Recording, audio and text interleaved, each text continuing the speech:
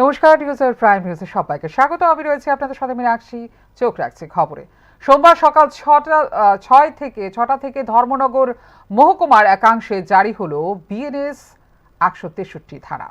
সংশ্লিষ্ট এলাকায় নিষিদ্ধ করা হয়েছে জমায়েত, যানবাহন চলাচল এবং অস্ত্র বহন। উপনির্বাচনে শান্তিপূর্ণ ভোট গণনার স্বার্থে জেলা প্রশাসক এই নির্দেশ জারি করেছেন। সোমবার 4 মে দেশের বিভিন্ন রাজ্যের সাথে ভোট গণনা হবে ত্রিপুরার একটি আসনে উপনির্বাচনের। এদিন সকাল 8টা থেকে 56 ধর্মনগর বিধানসভা কেন্দ্রের ভোট গণনা শুরু হবে। ভোট গণনা চলবে PM Shri government girls HS স্কুলে। ভোট গণনাকে শান্তিপূর্ণ রাখতে গণনা কেন্দ্রের 100 মিটারের মধ্যে বিএনএসএ 163 ধারা জারি করল জেলা প্রশাসন। উত্তর জেলা শাসক আইএস চাঁদনী চন্দ্রন এক নির্দেশে গণনা কেন্দ্রের আশেপাশে এদিন সকাল 6টা থেকে 163 ধারা জারি করেছেন। নির্দেশ, গণনা কেন্দ্রের আশেপাশে জমায়েত, যানবাহন চলাচল, লাঠি সোটা এবং অস্ত্রশস্ত্র নিয়ে চলাচল সহ একাধিক বিষয়ে নিষেধাজ্ঞা জারি করা হয়েছে। তবে নির্বাচনে দায়িত্বপ্রাপ্ত কর্মী, নিরাপত্তা বাহিনী সহ জরুরি পরিষেবার সাথে যুক্তরা এই নিষেধাজ্ঞার বাইরে থাকবেন। Bureau Report, News Now.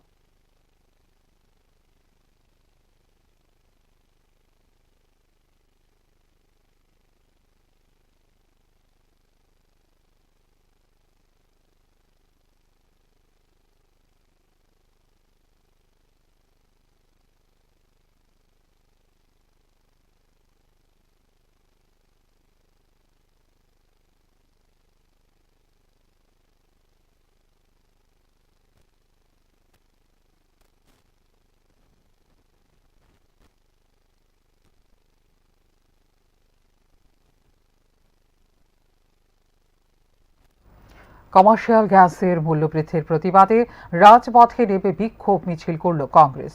মূল্যবৃদ্ধির জেরে ব্যবসায়ী ও সাধারণ মানুষের উপর বাড়তি আর্থিক চাপ তৈরি হচ্ছে বলে অভিযোগ তুলে সরকারের বিরুদ্ধে সরব হয় কংগ্রেস নেতৃত্ব। শুক্রবার শহরের রাজপথে বিক্ষোভ মিছিল সংঘটিত করে ইন্ডিয়ান ন্যাশনাল কংগ্রেস। কমার্শিয়াল গ্যাসের লাগাতার মূল্যবৃদ্ধির প্রতিবাদ জানিয়ে দলীয় কর্মী সমর্থকেরা বিভিন্ন স্লোগান দিতে দিতে শহরে গুরুত্বপূর্ণ রাস্তা পরিক্রমা করেন। বিক্ষোভে অংশগ্রহণকারীদের অভিযোগ, গ্যাসের মূল্যবৃদ্ধির ফলে ছোট ব্যবসায়ী, হোটেল ও রেস্তোরাঁ ব্যবসায়ীরা সবচেয়ে বেশি সমস্যার মুখে পড়ছেন। এর প্রভাব পড়ছে সাধারণ মানুষের দৈনন্দিন জীবনেও। কংগ্রেস নেতৃত্বের দাবি, অবিলম্বে কমার্শিয়াল গ্যাসের মূল্য কমাতে হবে এবং সাধারণ মানুষের স্বার্থে সরকারকে দ্রুত পদক্ষেপ নিতে হবে।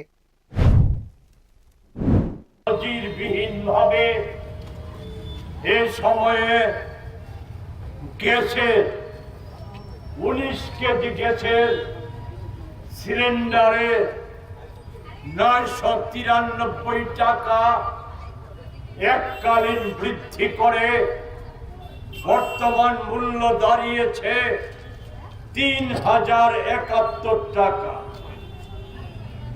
জানুয়ারি মাস থেকে এর সময় পর্যন্ত 4 দফে এই মূল্য বৃদ্ধি ঘটিয়েছে 1442 টাকা। যদিও দেশবাসীর কাছে সামনে এনেছে যে যুদ্ধজনিত পরিস্থিতির কারণে এই মূল্য বৃদ্ধি। এই বিক্ষোভ কর্মসূচিকে ঘিরে কিছু সময়ের জন্য শহরের যান চলাচলেও প্রভাব পড়ে। মূল্যবৃদ্ধির বিরুদ্ধে আগামী দিনেও আন্দোলন জারি থাকবে বলেও জানিয়েছে কংগ্রেস নেতৃত্ব। Bureau report, news now. বর্তমানে ভারী বর্ষার মধ্যে রাজ্যের বিভিন্ন স্থানে বিদ্যুৎ এবং রাস্তা সংস্কারের দাবিতে যখন একটা অংশ আন্দোলন করছেন, তখনই প্রশংসনীয় উদ্যোগ নিলেন কৈলাসহর বিলাসপুর গ্রামবাসী। বর্ষার দুর্যোগ পরিস্থিতি মোকাবেলায় গ্রামের প্রধানের নেতৃত্বে একদল যুবক নেমেছেন গাছপালা কেটে রাস্তা পরিষ্কারে। একইভাবে চলছে দুর্যোগে দুর্গতদের মানবিক সাহায্য প্রদান। বৈশাখের শুরু থেকেই কালবৈশাখীর ঝড় এবং প্রাক বর্ষার বৃষ্টি রয়েছে রাজ্যে। দিনের বিভিন্ন সময়ে ভারী ঝড়ের প্রভাবে রাজ্যের বিভিন্ন স্থানে উপড়ে পড়ছে গাছপালা, ভেঙে পড়ছে বিদ্যুতের খুঁটি। বিভিন্ন স্থানে বেহাল অবস্থায় রয়েছে জাতীয় সড়ক এবং রাজ্য সড়কগুলো। ক্ষয়ক্ষতির মুখে পড়ছেন গ্রাম পাহাড়ের সাধারণ পরিবারগুলো। শিলাবৃষ্টিতে কারো ঘরের টিন ফুটো হয়ে যাচ্ছে, তো ঝড়ের গতিতে উড়ে যাচ্ছে টিনের ছাউনি। প্রশাসন উদ্যোগ নিয়ে সাহায্য প্রদান করলেও বৃষ্টিপাত জারি থাকায় সব দিকে তা পর্যাপ্ত পরিমাণে পৌঁছানো সম্ভব হচ্ছে না। প্রাকৃতিক দুর্যোগের এই অসহায় অবস্থায় অনেকেই দিশা হারিয়ে অভিযোগের আঙুল তুলছেন প্রশাসনের দিকে। বিদ্যুতের দাবিতে কখনো রাস্তা অবরোধ হচ্ছে, কখনো আবার সামাজিক মাধ্যমে উঠে আসছে এক রাশ অভিযোগ। কিন্তু এই অভাব অভিযোগের বাইরে সম্পূর্ণ ভিন্ন নজির উঠে আসলো মন্ত্রী সুধাংশু দাসের কৈলাসহর কেন্দ্রের বিলাসপুর গ্রাম পঞ্চায়েত। গ্রাম পঞ্চায়েত প্রধান সুরজিৎ দাস এলাকার উদ্যোগী যুবকদের নিয়ে দুর্যোগ উপেক্ষা করে সাহায্যের হাত বাড়িয়ে দিচ্ছেন দুর্গতদের। ঝড় বৃষ্টির উপেক্ষা করে তারা কখনো উপড়ে পড়া গাছ কেটে গ্রামের রাস্তা পরিষ্কার করছেন, কখনো আবার বিদ্যুৎ পরিষেবা দ্রুত স্বাভাবিক করতে দপ্তরের কর্মীদের সাহায্যে এগিয়ে যাচ্ছেন। বাড়ি বাড়ি গিয়ে খবর নিচ্ছেন পানীয় জল পরিষেবার। একইভাবে তারা এই ঝড় বৃষ্টির মধ্যে যেসব পরিবারে ক্ষতিগ্রস্ত তাদের কাছে মানবিক সাহায্য নিয়ে হাজির হচ্ছেন। দুর্যোগ পরিস্থিতিতে প্রধানের নেতৃত্বে এই ধরনের কাজের প্রশংসা করছেন নাগরিক মহল। আমাদের গ্রাম পঞ্চায়েতের প্রধান 4 নম্বর বুথের আমাদের দলের জন্য যা করেছেন বা এখনো করছেন, আমরা আজকে এখন কারেন্ট পেয়েছি ওনার জন্যই। এখন যতটুকু পারি আমরা রাতে 10টা হলো সবকে জল দিয়ে আমরা সন্তুষ্ট করব। প্রধান সুরজিৎ দাসের সঙ্গে এই মানবিক কাজে হাত মিলিয়েছেন এলাকার গৌতম ভৌমিক, রাজু দেবরায়, রঞ্জু দেবনাথ, নারায়ণ দেবনাথ সহ অন্যান্যরা। প্রধানের উদ্যোগে এই ধরনের সমন্বিত উদ্যোগে খুব অল্প সময়ের মধ্যেই বিলাসপুর গ্রাম পঞ্চায়েত এলাকার পরিস্থিতি স্বাভাবিক হয়ে উঠেছে।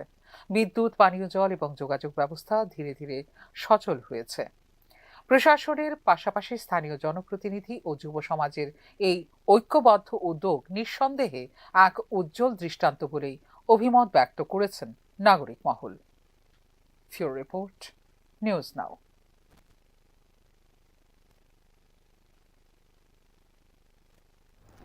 গত 28 এপ্রিল ঘূর্ণিঝড়ের তাণ্ডবে ব্যাপক ক্ষয়ক্ষতির ছবি সামনে আসে সিমনা বিধানসভা এলাকার রামশঙ্কর এডিসি ভিলেজের দায়িকাবাড়ি জমিয়াত্রিলা এলাকায়।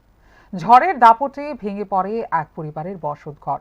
খবর পেয়ে ঘটনাস্থলে পৌঁছে ক্ষতিগ্রস্ত পরিবারের পাশে দাঁড়ান স্থানীয় বিধায়ক তথা রাষ্ট্রমন্ত্রী বৃষকেতু দেববর্মা। গত 28 এপ্রিল সাত সকালে ঘূর্ণিঝড়ের তাণ্ডবে ব্যাপক ক্ষয়ক্ষতির ঘটনা সামনে আসে সিমনা বিধানসভা এলাকার রামশঙ্কর এডিসি ভিলেজের দায়িকাবাড়ি জুমিয়াচিলা এলাকা থেকে। প্রবল ঝড়ের দাপটে স্থানীয় বাসিন্দা কিরণমালা দেববর্মার বসতঘর সম্পূর্ণভাবে ক্ষতিগ্রস্ত হয়। ঘটনার খবর পেয়ে দ্রুত ঘটনাস্থলে পৌঁছান স্থানীয় বিধায়ক তথা রাষ্ট্রমন্ত্রী বৃষকেতু দেববর্মা এবং স্থানীয় ইএম রবীন্দ্র দেববর্মা। ক্ষতিগ্রস্ত পরিবারের সঙ্গে কথা বলে তাদের পরিস্থিতির খোঁজ খবর নেন তারা। পরে ক্ষতিগ্রস্ত পরিবারের হাতে তুলে দেওয়া হয় 3.5 বান্ডিল টিন সহ আর্থিক সহায়তা। পাশাপাশি ভবিষ্যতেও প্রশাসনিকভাবে সব রকম সহযোগিতার আশ্বাস দেওয়া হয়।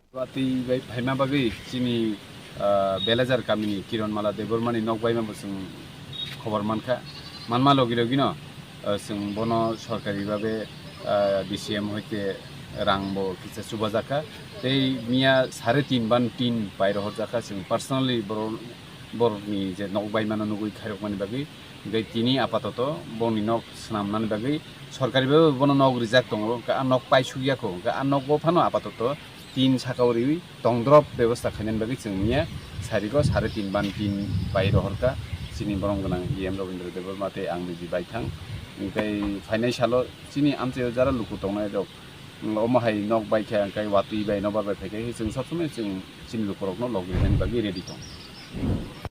জনপ্রতিনিধিদের এই উদ্যোগে কিছুটা স্বস্তি ফিরে পেয়েছে অসহায় পরিবারটি।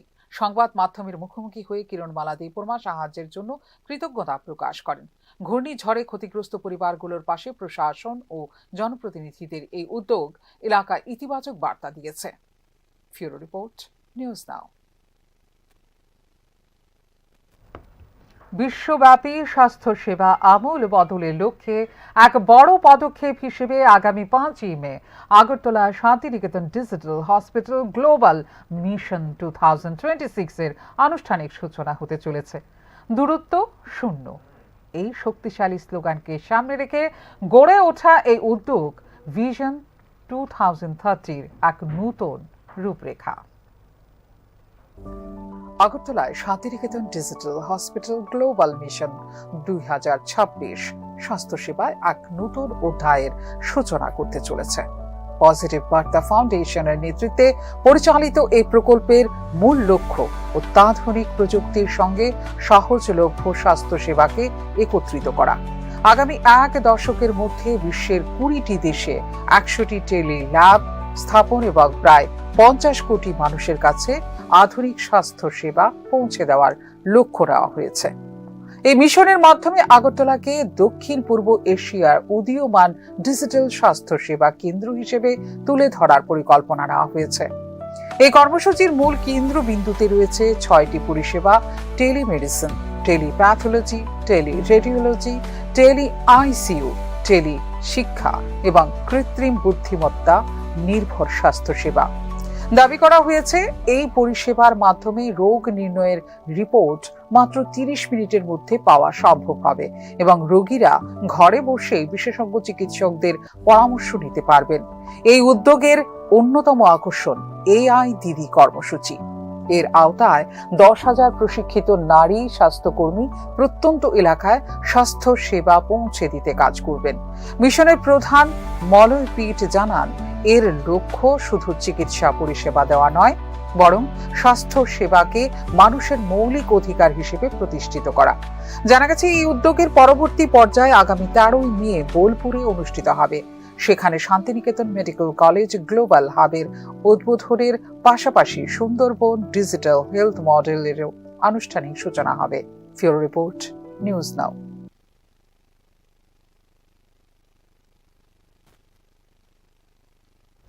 অবৈধ মদ বিক্রেতার বিরুদ্ধে দীর্ঘদিন যাবৎ কোনো ভূমিকা নিচ্ছিল না আমতলী থানার পুলিশ।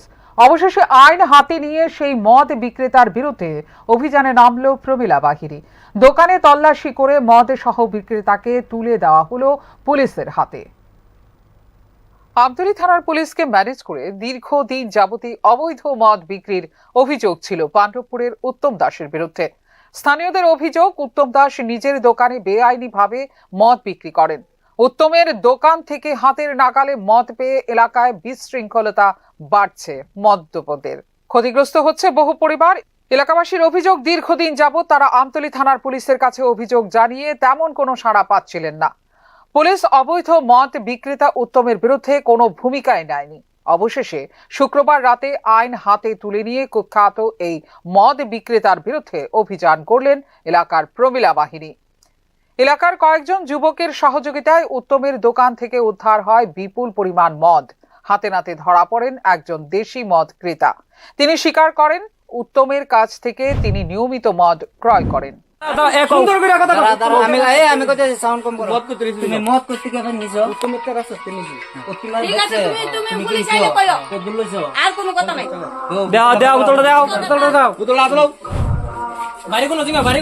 উত্তেজিত জনতা পরবর্তীকালে উত্তমকে পুলিশের হাতে তুলে দেন।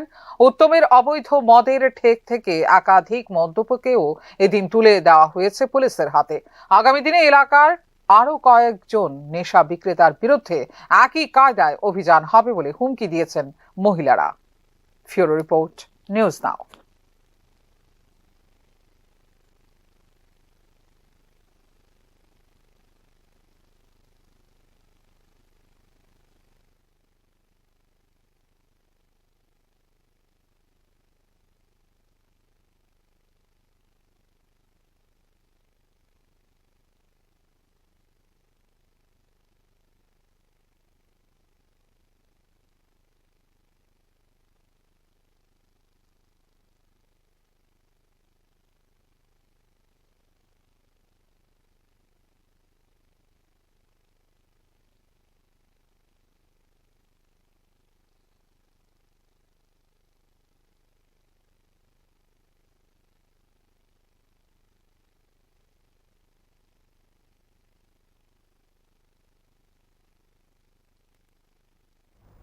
রাজ্য সরকারের বিভিন্ন দপ্তরে নতুন নিয়োগের পাশাপাশি বিভিন্ন প্রকল্পে ভাতা বৃদ্ধির সিদ্ধান্ত নিয়েছে রাজ্য সরকার।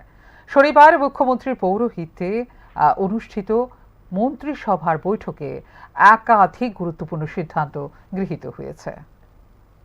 শনিবার মুখ্যমন্ত্রী ডাক্তার মানিক সাহার পৌরোহিত্যে অনুষ্ঠিত হল মন্ত্রিসভার গুরুত্বপূর্ণ বৈঠক। বৈঠকে রাজ্য সরকারের বিভিন্ন দপ্তরে 107 পদে নতুন নিয়োগ সহ একাধিক গুরুত্বপূর্ণ সিদ্ধান্ত নেওয়া হয়েছে। মন্ত্রিসভার বৈঠক শেষে সাংবাদিক সম্মেলন করে বিষয়টি জানিয়েছেন পর্যটন মন্ত্রী সুশান্ত চৌধুরী। মন্ত্রী সুশান্ত চৌধুরী বলেন, নির্বাচন দপ্তরে গ্রুপ সি 11টি পদে নিয়োগ সহ বিভিন্ন দপ্তরে 107টি নতুন নিয়োগের সিদ্ধান্ত নেওয়া হয়েছে। একইভাবে এদিনের বৈঠকে দ্বিতীয় বিশ্বযুদ্ধের সময় শহীদ হয়েছেন রাজ্যের এমন চিহ্নিত পরিবারের 12 জন বিধবার মাসিক ভাতা 10 টাকা থেকে বৃদ্ধি করে 15,000 টাকা করা হয়েছে। পাশাপাশি কেন্দ্রীয় আধা সামরিক বাহিনী এবং সশস্ত্র বাহিনীর শহীদ পরিবারের ছেলে মেয়েদের মাসিক 2,000 টাকা ভাতা প্রদানের জন্য গৃহীত হয়েছে chief minister assistance for unmarried and dependent daughters প্রকল্প। এই প্রকল্পে শহীদ পরিবারের যে কোনো একজন ছেলে কিংবা মেয়ে মাসিক 2,000 টাকা করে ভাতা পাবেন।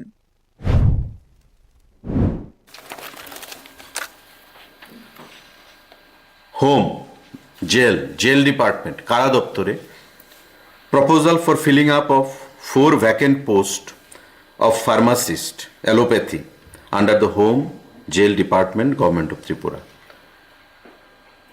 আমাদের এই দপ্তরে জিএ পলিটিক্যাল দপ্তরে বিভিন্ন পদে প্রায় 43খানা পোস্ট নিয়োগ করা হবে এবং এই পোস্টগুলো গ্রুপ সি জিআরবিটি নিয়োগ করবে, general administration, printing and stationery ডিপার্টমেন্টে। আজ আমাদের ক্যাবিনেট বৈঠক সম্পন্ন হয়েছে এবং বৈঠকে গৃহীত সিদ্ধান্তসমূহ সম্পর্কে